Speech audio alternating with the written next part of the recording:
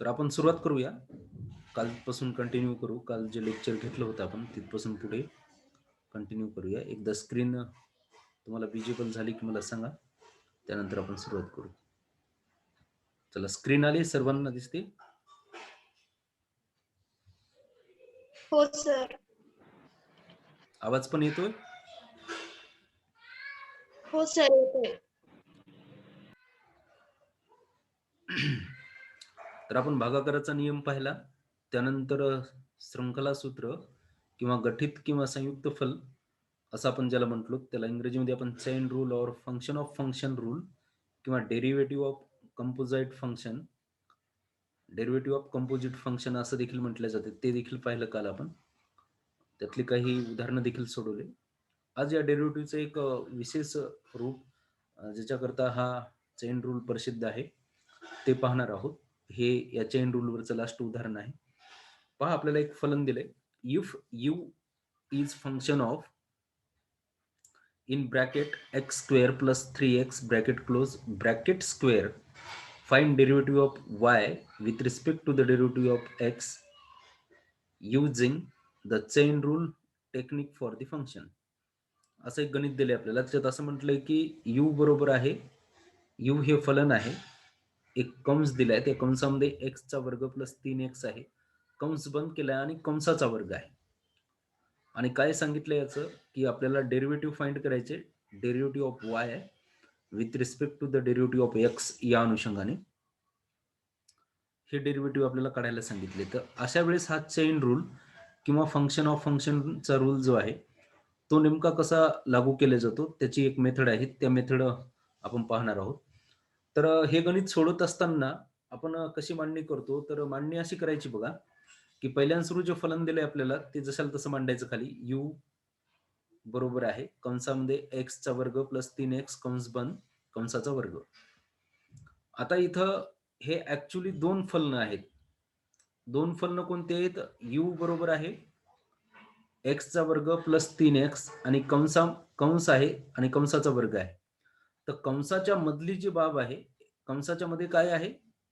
x चा वर्ग plus 3x, त्याला आपण y असं संबोधित करायचं. त्याला काय म्हणायचं? y असं संबोधित करायचं. आणि मग याला जर y म्हणलं तर u बरोबर काय होते? तर u बरोबर होतो y चा वर्ग. कंसातल्या ज्या बाबी आहेत आपल्या ह्या पहा, मी काय म्हणतो थोडं बारकाईने बघा. u बरोबर आपल्याला काय फलन दिलंय की u बरोबर आहे कंसामध्ये x चा वर्ग प्लस 3x कंस बंद आणि कंसाचा वर्ग. मग आपण असं गृहीत धरायलो तिथं चेन रूल लावत असताना याला की कंसामध्ये ज्या काही बाबी आहेत आपल्या x चा वर्ग प्लस 3x याला y असं समजायचं, आपण गृहीत धरायचं त्याला y असं. मग ती बाब जर y झाली तर याचा अर्थ u बरोबर काय होते? इथं कंसाचा वर्ग होता, कंसामध्ये काहीतरी व्हेरिएबल होते, त्यांना y नाव दिलं, मग डायरेक्ट y चा वर्ग होते. म्हणून होते बघा की u बरोबर आहे y चा वर्ग, u equal to y square. And y बरोबर काय मग? तर y म्हणजे काय? तर y म्हणजे आपण काय गृहीत धरले? x चा वर्ग प्लस 3x. मग या पद्धतीने याची रचना झाली. आणि आता आपण करणार आहोत derivative of y with respect to the derivative of x. मग याचा नियम काय सांगतो? याचा नियम सांगतो काहीच नाही. या पहिल्यांदा काय करायचं? Derivative of u with respect to the derivative of y. याचं u चं डेरिव्हेटिव्ह y च्या संदर्भात करायचे आपल्याला. आणि मग हे डेरिव्हेटिव्ह काय होतं? तर हे डेरिव्हेटिव्ह होतं derivative of u with respect to the derivative of y. y चा वर्ग आहे म्हणून 2y असं डेरिव्हेटिव्ह येईल. काय येईल 2y? कारण y चा वर्ग आहे, या 2 ने इथं गुणाकार केला ते झाले 2, y ला y आणि y च्या घातांक 2 आहे त्याच्यातून 1 वजा केला ते गेला असता 2y इतके शिल्लक राहतात. आणि पुढे गुणाकाराचं कंस आहे आणि त्यामध्ये गुणाकाराचं चिन्ह दिलं नसलं तरी असतं असं आपण मानत असतो. आणि मग यानंतर डेरिव्हेटिव्ह करणार आहोत, derivative of y with respect to the derivative of x. तर याचं डेरिव्हेटिव्ह काय होतं? 2x प्लस 3, कारण x चा वर्ग प्लस 3x चं डेरिव्हेटिव्ह काय होतं? 2x प्लस 3 असं डेरिव्हेटिव्ह होतं. ते डेरिव्हेटिव्ह आपण काढून घेतलं. काढून घेतल्यानंतर ते काय आलं? अशा पद्धतीची रचना झाली आपली 2y कंसामध्ये 2x प्लस 3. आता या 2y न 2y जो आहे, y म्हणजे काय ते आपल्याला माहिती आहे अगोदरच. y कोणाला संबोधित केलंय आपण? y म्हणजे x चा वर्ग प्लस 3x, याला आपण y असं संबोधित केलेलं आहे. आणि म्हणून मग त्याची किंमत इथं टाकली आपण. 2 ला 2 जशाला तसे ठेवले आणि कंसामध्ये काय केलं, की हे y जो आहे, y आपण कशाला समजलं होतं? x वर्ग प्लस 3x कंस बंद करून टाकला आणि पुन्हा गुणाकारामध्ये हे 2x प्लस 3 जशाला तसे आणले. आता पहिल्यांदा याचा गुणाकार करून घेऊ आपण. 2 न x च्या वर्गाला गुणाकार केला तर 2x चा वर्ग झाला आणि प्लसला प्लसचं साइन परत 2 न या 3x ला गुणाकार केला तर ते 6x असे होतात. कंस बंद हे 2x प्लस 3 जशाला तसे. आता या दोन कंसाचा गुणाकार करून घ्यायचा. 2x च्या वर्गानं 2x ला गुणाकार केला तर ते होते 4x चा घन म्हणून 4x चा घन. 2x चा वर्गानं 3x ला गुणाकार केला 3 दोन्ही 6x चा वर्ग होईल तो म्हणून इथं प्लस मध्ये लिहिलं 6x चा वर्ग प्लस आता कोणाची आता 2x संपलेला आहे प्लसचं साइन देणार आपण इथं प्लसचं साइन दिलं आणि आता या 6x न 2x ला गुणाकार केला 6 दोन्ही 12x चा वर्ग होईल तो आणि परत हे 6x जे आहे ते बाहेर निघाले आणि या 3 ला गुणाकार केला तर तो होतो साहित्रिक 18x असा. आता सेम घातांकाची पदांची बेरीज होते आणि त्यांच्या पुढच्या जे न्यूमेरिकल संख्या त्यांची बेरीज होत असते तर घातांक तोच राहत असतो. म्हणून x चा घन असलेलं कोणी आहे का आणखी या फलनामध्ये तर नाहीये म्हणून 4x चा घन जशाल तसा. आता इथं 6x चा वर्ग आहे इथे 12x चा वर्ग आहे 6 आणि 12 झाले 18 18x चा वर्ग प्लस 18x म्हणजेच या u equal to function of in bracket x square plus 3x in bracket close bracket square याचं derivative of y with respect to the derivative of x याचा आन्सर काय येतं 4x चा घन प्लस 18x चा वर्ग प्लस 18x. तर हा फॉर्म्युला जास्तीत जास्त मॅथमॅटिक्स मध्ये वापरला जातो. तर अत्यंत महत्वाचं असलेलं आता चेन रूलचं हे एक टेक्निक आहे जिथं एखाद्या कंसाचा एक फलन आहे त्या कंसाचा वर्ग केलेला आहे तर त्यावेळेस हा चेन रूल डेरिव्हेटिव्हचा अशा पद्धतीने लावला जातो. तर इथं साध्या डेरिव्हेटिव्ह आणि त्याचे सर्व नियम इथे संपलेले आहेत. आता आपण असाच एक महत्वाचा प्रकार पाहणार आहोत डेरिव्हेटिव्हचा ते म्हणजे पार्शियल डेरिव्हेटिव्ह. हे गणित समजलं सगळ्यांना? याचा स्क्रीनशॉट काढून घ्या आणि न बघता फेर करायचा प्रयत्न करायला. चला पुढे घ्यायचा. याच्यावर काही प्रश्न असेल तर विचारा नसेल तर मग जाऊ पुढे आपण. समजलं का सर? तर परत एकदा सर? थोडं शॉर्ट सांगा.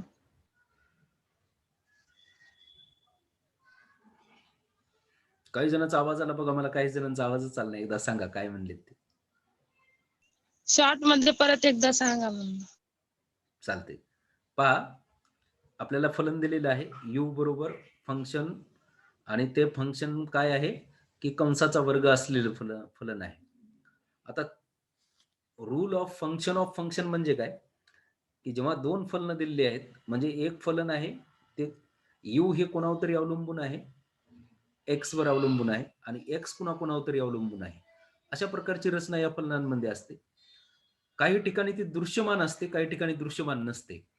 याच्या अगोदरचे जर गणित पाहिले आपण मागे जाऊन याच्यात डायरेक्ट असं होतं बघा की if झड equal to 7y plus 3 म्हणजे झड बरोबर आहे झड कोणावर अवलंबून आहे y वर आहे आणि पुन्हा दुसरं एक फलन होतं y कोणावर अवलंबून आहे x वर आहे असं फलन होतं. हे काल आपण शिकलो त्याच्यात आणि हे दृश्यमान होतं म्हणून इथं सोपं गेलं की इथं फलन झड फलन आहे yचं y फलन आहे xचं अशा प्रकारची रचना होती. म्हणून याला फंक्शन ऑफ फंक्शन रूल म्हणतात किंवा दोन फंक्शन कंपोजिट झालेले आहेत म्हणून त्याला कंपोजिट फंक्शन रूल म्हणतात किंवा हा चेन रूल आहे एकानंतर एक साखळी तयार झाली डेरिव्हेटिव्हची म्हणून याला चेन रूल असं म्हणतात. तर इथं हे दृश्यमान होते झड फलन आहे yचं आणि y फलन आहे xचं म्हणून इथं सोप्या पद्धतीने केलं आपण derivative of z with respect to the derivative of y आणि गुणाकारामध्ये पुन्हा derivative of y with respect to the derivative of x असं सोपं डेरिव्हेटिव्ह काढता आलं आपल्याला. आता हा जो आज मी फॉर्म्युला घेऊन आलोय किंवा हा जे उदाहरण घेऊन आलोय याच्यामध्ये u हे फलन आहे x पण x कोणाचं फलन आहे हे दृश्यमान नाहीये किंवा ते कोणाचं असणार आहे ते तुम्ही ठरवायचे तुम्ही मानायचे तुम्ही गृहीत धरायचे. तर इथं तुमच्या काय आहे की लॉजिकला वाव आहे आणि हा लॉजिकला वाव असल्यामुळं हे गणित थोडंसं कळायला पहिल्या ऍटम मध्ये आपल्याला कळत नाही कारण लॉजिक तुम्ही काय लावता एखाद्या घटनेचं प्रत्येकाचं लॉजिक पॉवर वेगळं असतं त्यामुळे तुम्ही मी वाय म्हणलंय तर कोणी याला एक्स म्हणेन आहे की नाही पण एक्स असल्याने एक्स डबल नाही वापरता येणार, झड म्हणेन कोणी, आहे की नाही. यू हे फलन आहे असं म्हटलंय कोणाचं, कंसामध्ये एक्सचा वर्ग प्लस 3x कंस बंद कंसाचा वर्ग आहे. म्हणजे याचा काय केलं इथं, कंसाचा वर्ग असल्यामुळं आपण काय केलं की कंसाचा वर्ग जेव्हा येतो आणि त्याचं डेरिव्हेटिव्ह करा असं आपल्याला म्हटले जाते. तर याचा अर्थ समजून घ्यायचा की हा कंसाचा वर्ग होतो म्हणजे नेमकं काय होतं हो? 4चा वर्ग म्हणजे काय मला सांगा अगोदर, म्हणजे तुमची ही कन्सेप्ट क्लिअर होऊन जाईल. 4चा वर्ग म्हणजे काय असते सांगा बरं. 4 गुणिले 4. राईट, करेक्ट बोललात बघा. 4चा वर्ग म्हणजे 4 गुणिले 4 आहे की नाही. म्हणजे 4 हे 2दा गुणाकार आहेत. 4चा घन म्हणजे काय, 4 गुणिले 4 गुणिले 4, 4 हे 3दा गुणाकारात आहेत, असंच ना अर्थ. हे तर लक्षात हो आहे सर. सगळ्यांच्या. हा, तर मग बाळांनो इथं हे जो कंस दिलाय या कंसाच्या मधामध्ये काय आहे आणि त्याचा वर्ग केलाय म्हणजे ते फलन 2दा गुणाकारात आहे, म्हणून हे फंक्शन ऑफ फंक्शन आहे. मग आता अशाचं डेरिव्हेटिव्ह कसं करायचं, तर त्यांचं असं म्हणणं आहे की त्या कंसातल्या बाबीला तुम्ही काहीतरी गृहीत धरा. म्हणून त्यांनी काय केलं बघा, की कंसाच्या मधामध्ये जे काय आहे, कंसाच्या मधात काय आहे, एक्सचा वर्ग प्लस 3x आहे, याला y असं संबोधित केलं. आणि मग याला जर y म्हणलं तर u बरोबर काय होते, तर याच्या जागी जर y टाकलं तर काय होते की u बरोबर y चा वर्ग होते, आहे की नाही. या कंसाच्या मधल्या व्हेरिएबलला हे एक्सचा वर्ग प्लस 3x याला जर आपण y संबोधित केलं तर काय होते की हे निघून जाते आणि याच्या ठिकाणी y येते, आणि म्हणून मग u बरोबर y चा वर्ग असं होते. हे झालं एक फलन. मग y बरोबर काय, तर y जे तुम्ही गृहीत धरलात, तुम्ही जे लॉजिक लावलंय y चं, ते y कोणाला म्हणले होते, तर y म्हणले होते एक्सचा वर्ग प्लस 3x ला, आणि म्हणून मग y बरोबर एक्सचा वर्ग प्लस 3x असं त्याचं फलन तयार होते. आता हे दोन फलन झाले. आता मागच्या सारखाच फंक्शन ऑफ फंक्शनचा रूल लावला. पहिल्यांदा सुरू derivative of y with respect to the derivative of x असा, आणि मग पहिल्यांदा या u चं डेरिव्हेटिव्ह केलं, derivative of u with respect to the derivative of y गुणिले पुन्हा मग कोणाचं, या y चं derivative of y with respect to the derivative of x, आणि मग डेरिव्हेटिव्ह ऑफ u आहे हे derivative of u with respect to the derivative of y म्हणजे याचं, तर याचं डेरिव्हेटिव्ह काय येते, u बरोबर 2y चा, u बरोबर y चा वर्ग आहे, याचं डेरिव्हेटिव्ह येते 2y, ते लिहून टाकलं. आणि y याचं डेरिव्हेटिव्ह काय येणार, y बरोबर x चा वर्ग प्लस 3x, तर याचं डेरिव्हेटिव्ह येत असतं 2x प्लस 3. आता हे 2y इथं आहेत, मग y ची किंमत इथं टाकून टाकली. y कोणाला म्हणलो होतो आपण, तर x चा वर्ग प्लस 3x ला, आणि म्हणून ते इथं किंमत देऊन टाकली.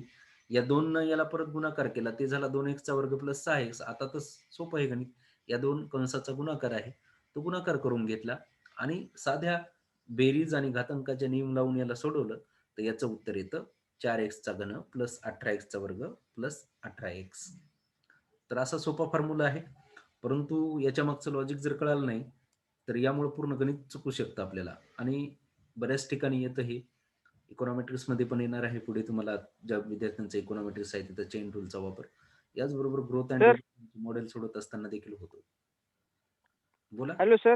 हम्म. ते y स्क्वेअरचा डेरिव्हेटिव्ह केला काय सर तिथे? कोण्या वाय स्क्वेअरचा? एक मिनिट सर. हा सर 2y. नाही, त्याचं डेरिव्हेटिव्ह नाही केलं बाळ, y ची किंमत टाकून टाकली तिथं. y ज्याला गृहीत धरलं होतं त्याला, त्याच्या अगोदर जे होतं इथं y हे u बरोबर y चा वर्ग, याचं डेरिव्हेटिव्ह करून हे आन्सर आले 2y. बरं का, हे इथे जे आहे ना, मी तुम्हाला मार्क करून दाखवतो पेनीनं, हायलायटरचा उपयोग करतो थांबा. हे जे होतं u equal to y square, तर या u चं डेरिव्हेटिव्ह केलं y च्या संदर्भात, तर काय येतं 2y. 2y. आणि नंतर या y ची किंमत टाकली, ती x चा वर्ग प्लस 3x ची किंमत भरून टाकली, असं केलं. आलं लक्षात आता सर्वांना?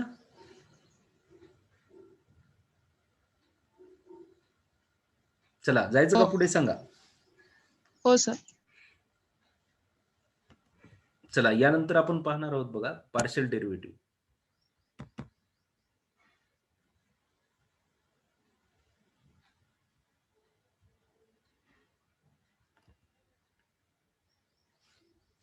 ज्याला आपण आंशिक विकलज असं म्हणतो, पार्शियल डेरिव्हेटिव्ह. आता हे पार्शियल डेरिव्हेटिव्ह काय असतात, तर हा डेरिव्हेटिव्हचा दुसरा प्रकार आहे. सिंपल डेरिव्हेटिव्ह एक पाहिला आपण, यानंतर पाहणार आहोत आपण पार्शियल डेरिव्हेटिव्ह, आणि नंतर इंटिग्रेशन असते, परंतु ते मॅथमॅटिकल इकॉनॉमिक्स मध्ये आहे.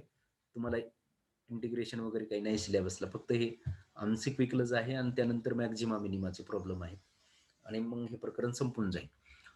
तर हे पार्शियल डेरिव्हेटिव्ह म्हणजे काय, तर त्यांनी असं म्हटलंय बघा, की जर दिलेल्या फलनामध्ये एकापेक्षा जास्त स्वतंत्र घटक असतील, उदाहरणार्थ u बरोबर xy, तर u हे दोन स्वतंत्र चल जे आहेत x आणि y नावाची, त्या दोघांवर अवलंबून आहे. म्हणजेच काय, की आपल्याला या फलनामध्ये एकापेक्षा जास्त स्वतंत्र चले किंवा घटक दिसून येतात, तेव्हा इतर घटक स्थिर गृहीत धरून केवळ एकाच स्वतंत्र घटकात बदल घडवून आणल्यामुळे विसंबित घटकात घडून येणाऱ्या बदलाचा अभ्यास आंशिक विकलजाच्या सहाय्याने केला जातो.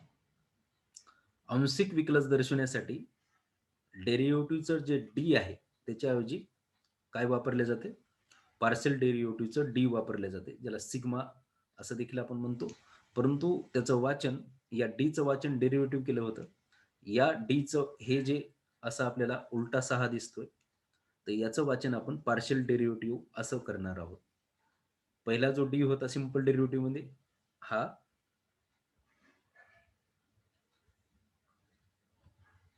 याचं वाचन आपण डी असं केलं, याचं वाचन आपण पार्शियल डेरिव्हेटिव्ह असं करणार आहोत. पार्शियल डेरिव्हेटिव्ह हे सिग्मा जे वापरलाय त्या अनुषंगाने वापरले जाते. हे नोटेशन आलं, याचा अर्थ हे आपल्याला इथं पार्शियल डेरिव्हेटिव्ह करायचं सांगितले, आणि डी जर आला सेकंड बराकडीतला तर ते सिंपल डेरिव्हेटिव्ह आहे, असं द्योतक किंवा एक निर्देशक आहे त्याचा, त्या अनुषंगाने आपण वापरत असतो. म्हणजे काय बघा, की याच्या अगोदर जे सिंपल डेरिव्हेटिव्ह होतं त्याच्यामधलं तुमचं जे विसंबित चल होतं ते एकाच स्वतंत्र चलावर अवलंबून होतं, म्हणजे व्हेरिएबल एकच होता, एक्सच. U is function of x किंवा x is function of y असंच होतं. तर इथं तसं नाहीये, की वास्तविक जीवनामध्ये एखादा विसंबित घटक अनेक बाबीवर अवलंबून असतो. जसं की आता आपण आहोत, आपण फक्त आईवडिलावरच अवलंबून नाहीये, तर आपण शिक्षणाकरता महाविद्यालयावर अवलंबून आहोत. आपल्या विचारांची जडणघडण होण्याकरता आपल्या मित्रांवर अवलंबून आहोत आपण. याचबरोबर माझं मानसिक प्रक्रिया घडण्याकरता माझे मित्र, परिवार, याचबरोबर मी वाचत असलेले ग्रंथ, आणि आता इंटरनेटच्या जमान्यामध्ये मी पाहत असलेले व्हिडिओज आहे की नाही, किंवा इंटरनेटच्या माध्यमातून जे काही ज्ञान घेतोय मी, तर ते अवलंबून आहे. माझा एक विद्यार्थी आहे बघा, की त्यानं नुसत्या नेटसेटचे व्हिडिओ बघूनच ते एकाच आयटम मध्ये पास झाला. नुसते इंटरनेटवरचे व्हिडिओज बघितले त्यानं. आणि झारखंडची एक मुलगी आहे, वंडर गर्ल ऑफ हरियाणा म्हणून, झारखंडच म्हणतो मी, हरियाणाची.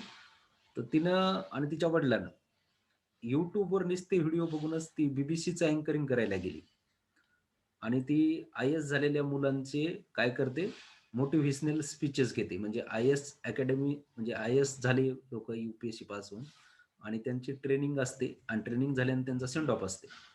म्हणजे इंटरव्ह्यू झाला, त्याच्यानंतर त्यांचं पोस्टिंग होणार असते, आणि त्याकरता त्यांना ट्रेनिंग देतात. तर लास्टला जे त्यांना सेंड ऑफ देण्यात येतो, त्यावेळेस ज्या मुलीला बोलवतात त्या मुलीचं वय 14-16 वर्ष आहे. ती म्हणजे हरियाणा वंडर गर्ल, आणि तिचं स्पीच असतं तिथं.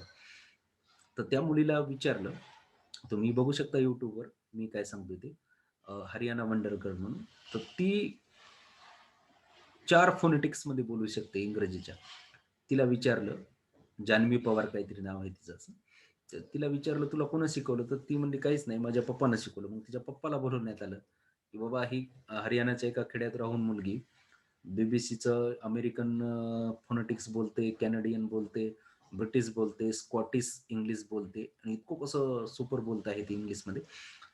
तर तिच्या वडिलांना सांगितलं, काहीच नाही, आम्ही युट्यूबवर, आम्हाला कोणी गुरु नव्हता, काही नव्हतं, आम्हाला काही चांगले कोचिंग नव्हते, ट्युशन पण नव्हते, आणि म्हणून, आणि जिल्हा परिषद शाळेतच होती माझी मुलगी, पण मी एक शिक्षक आहे, आणि मी फक्त तिला चांगले व्हिडिओ काढू दिले युट्यूबवरचे, तिला तेवढाच वर्क दिला जायचा, की तू ह्या व्हिडिओ बघ आणि कर. तर तिचं ते फोनेटिक्स तसं झालं.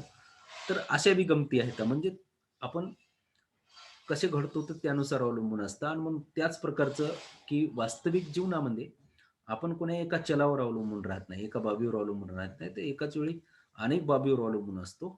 तसंच अर्थशास्त्रामध्ये देखील एखादी घटना घडायली किंवा एखादा सिद्धांत आहे, तो नेमका एकाच बाबीवर अवलंबून राहत नाही. जसं एखाद्या वस्तूची किंमत निर्धारित व्हायला मागणीच हा घटक कारणीभूत ठरत नाहीत, अनेक घटक कारणीभूत आहेत. पुरवठा आहे, नैसर्गिक हवामान आहे, लोकांच्या आवडीनिवडी आहेत. आता तुम्ही काय केलं की समजा थंडी पडली खूप आणि तुम्ही त्यावेळेस टरबूज विकायला आणलात, तर विक्री होईल का त्याची? नाहीये. वातावरणामुळे त्या टरबुजांना काही डिमांड राहणार नाही, आहे की नाही? आता हिवाळ्यामध्ये तुम्हाला खूप आंबट काहीतरी अंगूर आणून दिलेत खायला, तुम्ही खासाल का? नाही खाणार. पण तेच तुम्हाला उन्हाळ्यामध्ये जर ह्याच बाबी मिळाल्या तर त्याची डिमांड खूप राहणार आहे. म्हणजे काय की ऍटमॉस्फिअर देखील त्यांच्या डिमांडला कारणीभूत ठरते. अशा अनेक बाबी आहेत. अहो, असं जर याला हे समजून घेत घेत आपण शिकवायला प्रयत्न केला की नाही, या एका पॉइंटवर पीएचडी करायसारखा विषय आहे ते. इतकं इम्पॉर्टन्स आहे या विषयांचं आणि खरंच यांचं महत्व फार प्रगल्भ आहे बघा.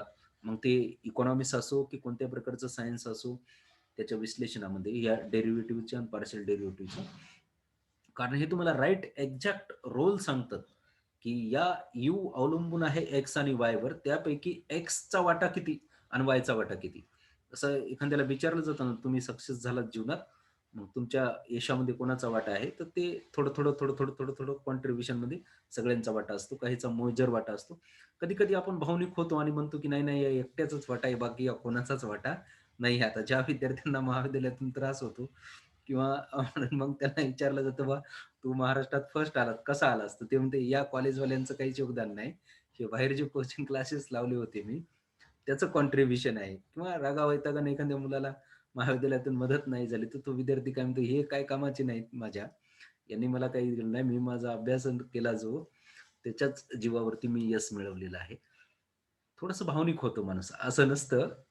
हे डेरिव्हेटिव्ह आपल्याला सांगतात, थोडं थोडं थोडं थोडं थोडं सगळ्यावर डिपेंड असतं. आज तुम्ही आमच्या पुढे जे आहात ते केवळ आमचं कॉन्ट्रीब्युशन नाहीये, तर हे तुम्हाला तुमच्या आईनं शाळेत जायच्या अगोदर जे शिकवलं, तिथपासून नर्सरी, पहिली, दुसरी, तिसरी, पाचवी, या प्रत्येक याच्यात एक एक स्किल बाळांनो तुम्ही आत्मसात करत आलात आणि त्या प्रत्येक याचा वाटा जरा जरा जरा जरा आहे. तेच सांगायचं काम हे पार्शियल डेरिव्हेटिव्ह करतं बरं का. हे सांगायचं काम असं पार्शियल डेरिव्हेटिव्ह करत असतं. म्हणजे पार्शियल डेरिव्हेटिव्ह काय करतं की एखादं फलन एकापेक्षा जास्त चलांवर आधारित असेल, तर मग नेमकं त्या एकाचाच वाटा काढायचा आहे समजा त्याच्यातला, तर त्यावेळेस ते इतरांना स्थिर गृहीत धरतं आणि एकाचाच वाटा काढून देतं. जसं की आता इथं यू दिलाय, you is function of x Y म्हटले, तर ते असं म्हणतात की जर एक्सचा वाटा काढायचा तर तुम्ही वायला स्थिर स्थिर गृहीत धरा आणि एक्सचा रोल काय आहे यूच्या बदलण्यामध्ये ते काढणं, याला पार्शियल डेरिव्हेटिव्ह म्हणतात. पार्शियल म्हणजे काय? पार्शियल म्हणजे केवळ एका याच्यात बदल झाल्यामुळं जे काही बदल घडून येतात विसंबित चलामध्ये, त्याला आपण पार्शियल म्हणत असतो. असंच इक्विलिब्रियमची कन्सेप्ट आहे बघा, मॅथमॅटिकल इकॉनॉमिक्समध्ये आहे.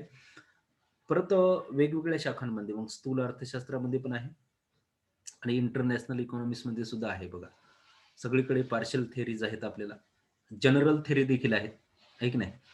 जनरल इक्विलिब्रियम आहे सूक्ष्म अर्थशास्त्रामध्ये, तसंच पार्शियल इक्विलिब्रियम पण आहे.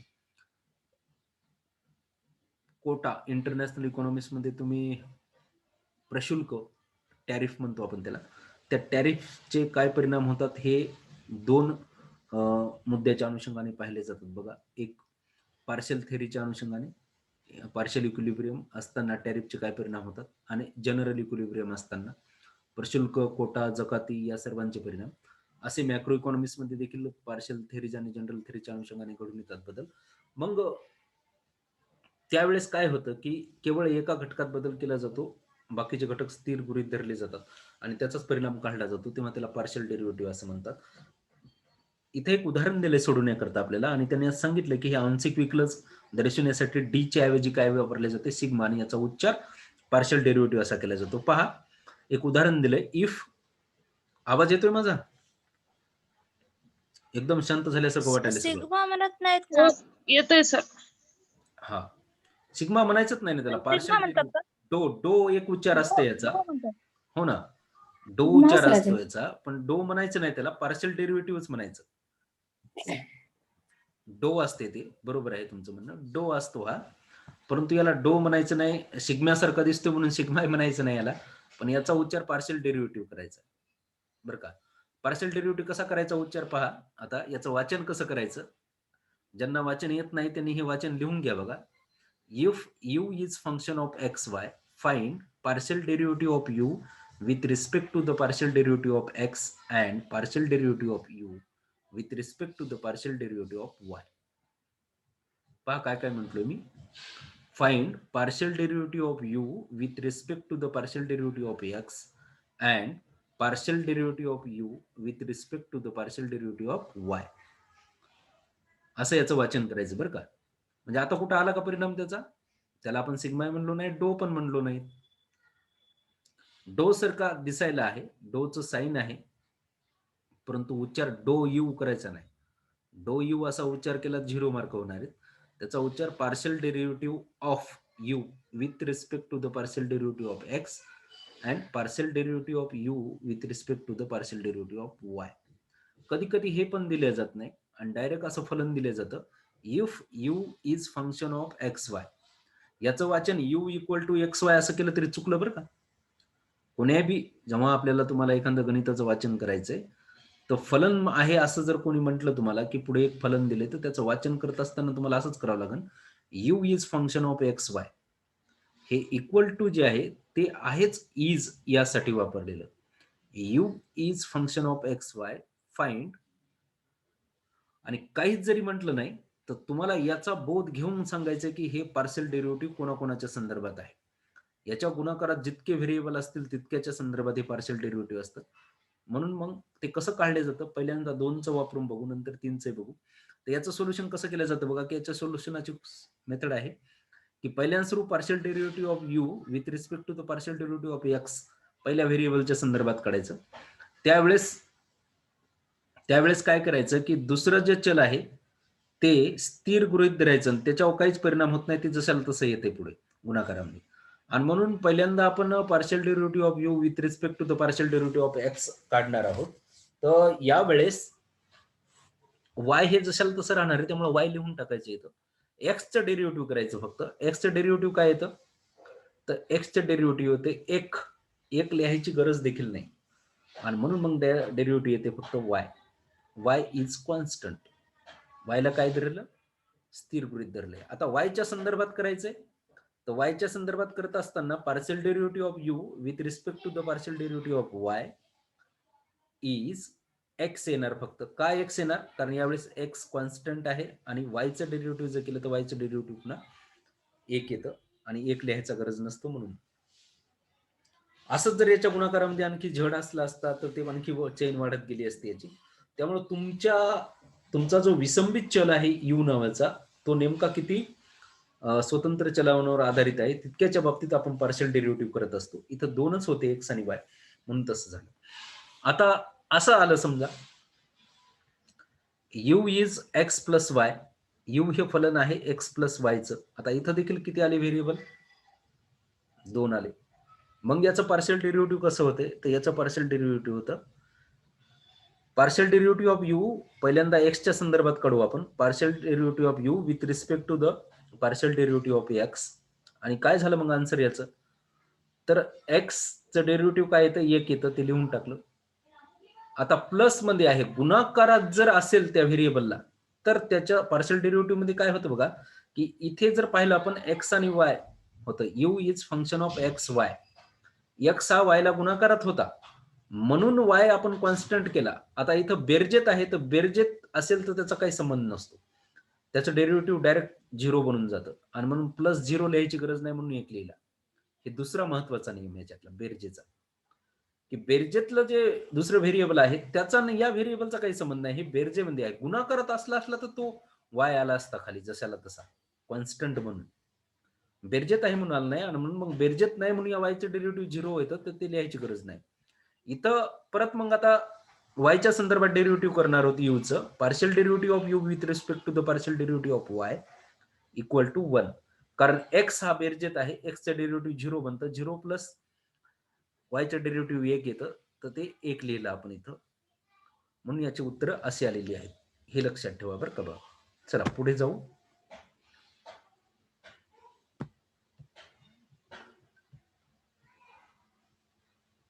यानंतर दिले बघा, you is function of 4x into Y square. आता पहा इथं वाय हा गुणाकारात आलाय, ही बाब लक्षात ठेवा बरं का. वाय हा काय आहे, गुणाकारात आहे, आणि या एक्स आणि वाय या दोघाला 4 गुणाकारात आहेत. हे सगळे एकमेकाच्या गुणाकारात आहेत. हे तर साधा गणिताचा नियम आहे बघा, की जेव्हा 4x y चा वर्ग लिहिलाय तेव्हा 4 गुणिला x गुणिला y चा वर्ग हे एकमेकाच्या गुणाकारात आहेत. यांच्या दरम्यान काहीच दिलेलं नाही चिन्ह, याचा अर्थ हे गुणाकारात आहे. हे लक्षात राहू द्या बघा. हे गणित बोलत असतं बरं का आपल्याला. तुम्ही एक पहा, की माझे काही मित्र होते, ते आम्ही तो खूप अशी लिहून प्रॅक्टिस करावं, पण ते इतकं हुशार होता बघा, ते गणित वाचावं. तो म्हणायचा मला नेहमी, मला ते काही त्यावेळेस पटायचं नाही, पण आता पटायले जेव्हा प्राध्यापक झालो तेव्हा. तर तो म्हणायचा हे गणित, हे अंक, हे संख्या ह्या सगळ्या बोलत असतात. त्यामुळे त्यांचं वाचन देखील व्हायला हवं. नुसती लिहून रगडपट्टी प्रॅक्टिस होता कामा नये. तर हे काय बोलतात ते देखील लक्षात आलं पाहिजे. हे बोलतात, हे सांगतात आपल्याला. 4 म्हणतोय की मी गुणाकारात आहे एक्सच्या, आणि एक्स म्हणतो मी वायच्या गुणाकारात आहे, आणि वाय म्हणतो की माझा वर्ग आहे. ते असं इतकं सिस्टमॅटिक सांगायचं बघा, मजा यायची. ते त्यावेळेस आम्ही त्याचं एक लेक्चर ठेवायचो.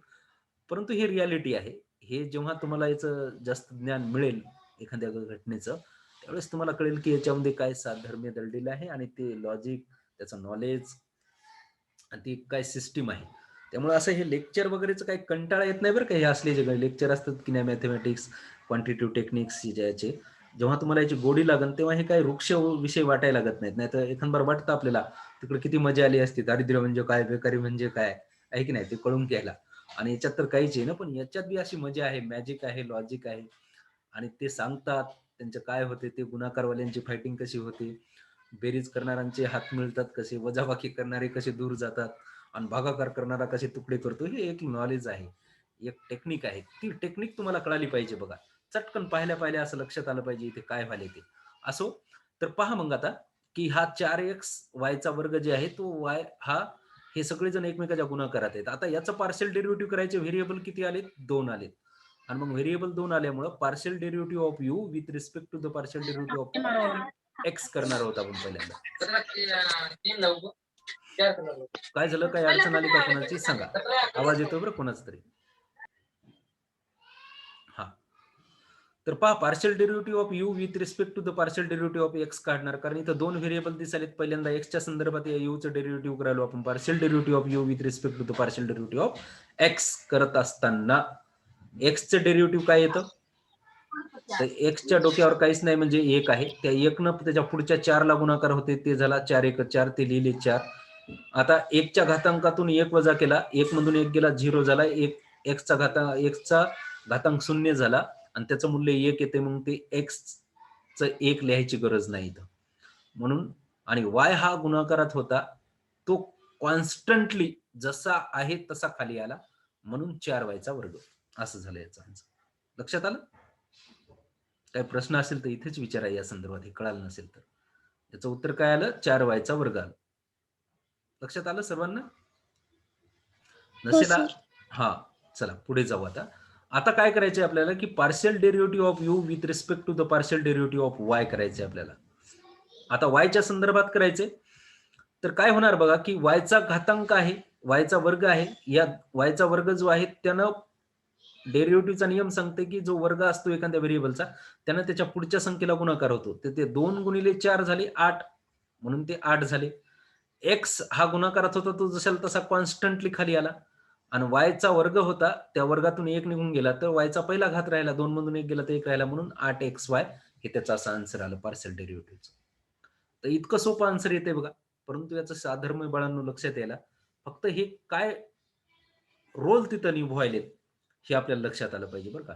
म्हणून you is function of 4xy² याचं पार्शियल डेरिव्हेटिव्ह पहिल्यांदा एक्सच्या संदर्भात येतं. Partial derivative of u with respect to the partial derivative of x येतं 4y वर्ग, आणि partial derivative of u with respect to the y म्हणजे वायच्या संदर्भातील पार्शियल डेरिव्हेटिव्ह येतं 8xy असं.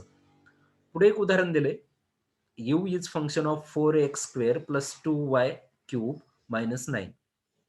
तर याचं डेरिव्हेटिव्ह काय येणार आहे, तर पहिल्यांदा आपण एक्सच्या संदर्भात करणार, partial derivative of u with respect to the partial derivative of x. तर 4 दोन्ही 8, 8x, आणि मग आता हे बेरजेत आहेत म्हणून हे 0 झाला, आणि मायनसचे 9 देखील बेरजेत आहेत म्हणून ती स्थिर संख्या होती, ती देखील 0 झाली, म्हणून ते काही येणार नाहीत, म्हणून 8x येते. असंच वायच्या बाबतीमध्ये डेरिव्हेटिव्ह करायचे आपल्याला, partial derivative of u with respect to the partial derivative of y. इथं काय वाय गुणाकारात नाही हे आपण फाइंड केलं अगोदर, नाहीये, त्यामुळे या 4x वर्ग जे होतं त्याचं डेरिव्हेटिव्ह, पार्शियल डेरिव्हेटिव्ह 0 बनतं बरं का. म्हणून ते 0 बनलं, ते लिहायची गरज नाही आपल्याला.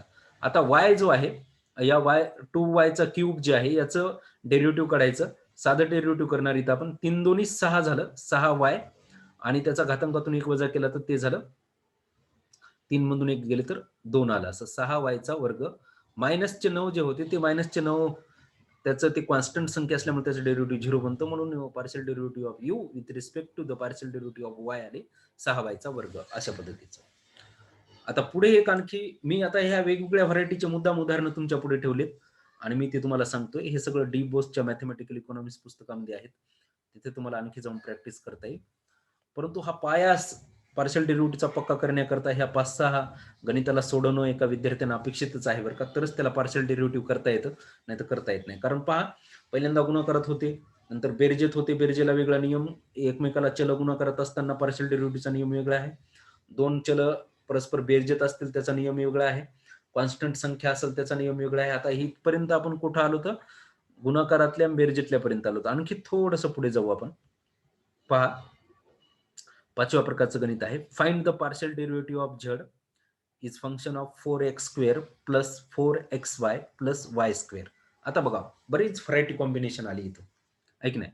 झड मध्ये काय काय आहे? झड बरोबर आहे 4x वर्ग प्लस 4xy प्लस y वर्ग.